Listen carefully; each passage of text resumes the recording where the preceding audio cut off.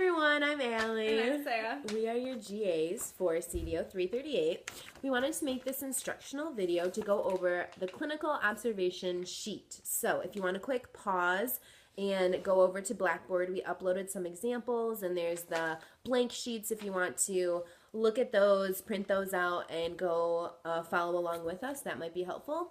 Otherwise, we'll just start and dive right in. So the top right-hand corner, clinical observation for, you check the class, CDO 338. You go, and if there's a lesson plan available or data sheets, you check those boxes accordingly. Filling in your name, your email, your instructor, so in this case it would be Mary Beth, the semester, the year, client's initials, whether they're an adult or a child. If it's an 18-year-old or under, they are considered a child. 18 and up then. 18 and up is adult. Yep. If it's an individual or a group session, so individual is just one clinician and one client, which is, I think, more commonly seen in the videos that we'll watch in class. But a group session would be like one or two clinicians and then multiple children all at the same time. Supervisor, that is the clinician in this case. When we watch the videos in the class, we'll plug in the clinician's name. Yep. For Jackson, it's going to be Susie Roach Stewart, but we'll give you that in class on Tuesday. And then you plug in the session date and the time. You check whether it's an evaluation, an intervention, or a consult.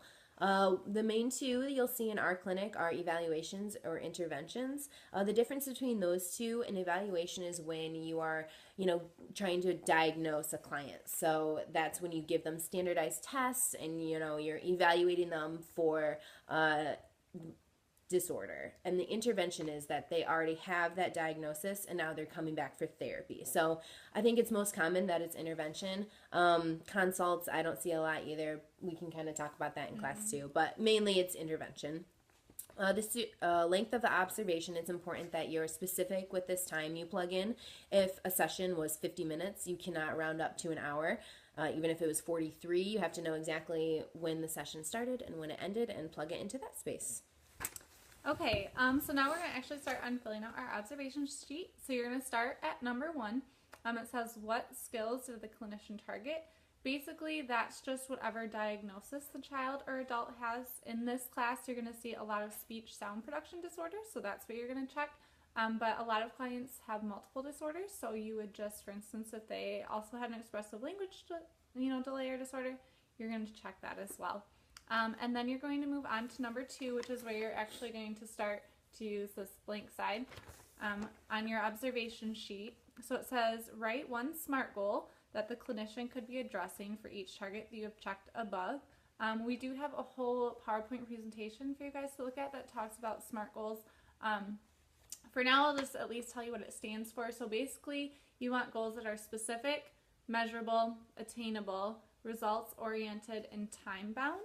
So, for example, on this one that we have uploaded, the SMART goal is the client will produce R in the initial position of words with 50% accuracy when given verbal and visual cues, and then you can add in to make it time-bound across so many consecutive sessions. The next part is number 3. What types of cues did the clinician use? So, for number 3 only, you just check. Again, you can use multiple. A clinician will most likely use multiple. An example of a verbal. So for number 4, you check the ones that they used, and then number 4, you go and write in this space exactly which ones they were. So if they used a verbal cue, what did it look like? In this case, the clinician verbally cued the client by asking questions like, what can you tell me about R? Another example of a verbal cue is if you just verbally tell a client, repeat after me, that could be a verbal cue as well. Visual, an example would be if they used a mirror or any type of, visual. A Mr. Mouth is like a big life-size mouth that is a good visual cue to kind of use to show where tongue placement is. That's kind of a common one in our clinic. A tactile cue would be touch. So, for instance, if a client with gloves, obviously rubber gloves, put their fingers in the client's mouth and physically touched and said, this is where the tongue needs to touch for the R sound. So that would be a a tactile cue. So going on, you write those for number 4, you specifically will write them out. Okay, so for number 5, what types of reinforcement and reinforcement schedule did the clinician use? And there it kind of shows you some options that you have. Social verbal is where I'm just going to say, great job, that was a really great R. You got, your tongue up right to the exact spot. Token reinforcement could be things like we have these really great token towers in our clinic that are popular where you could give a token every time that they get a correct production. It doesn't necessarily have to be a token though. It could be every time you complete an activity, they're getting a sticker. Every time they make correct productions, they're getting a sticker. Whatever works for the client.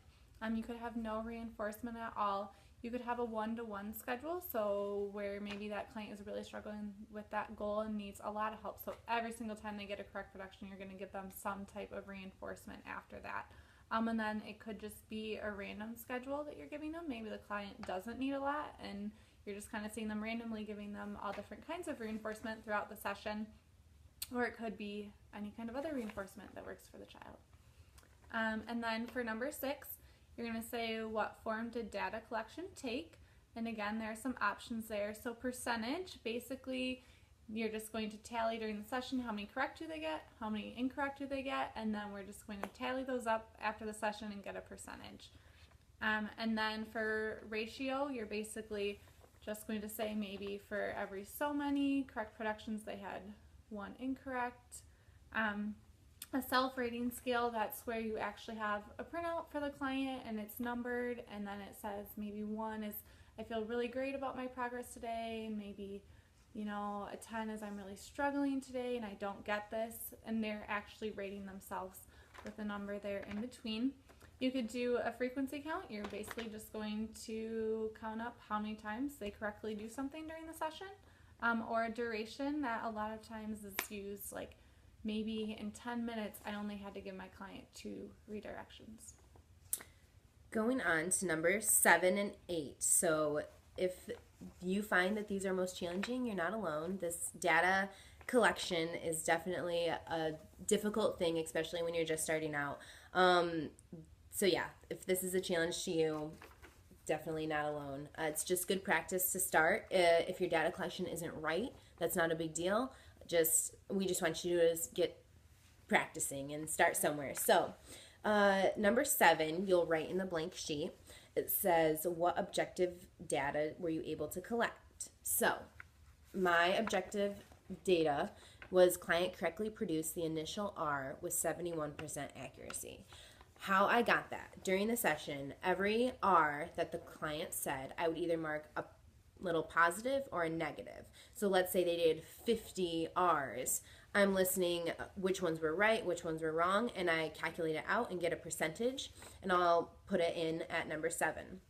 Number 8, what of your data is consistent with the clinician? So basically, did the data you collect really reflect what the client was doing? So if you match up with the clinician, is that accurate?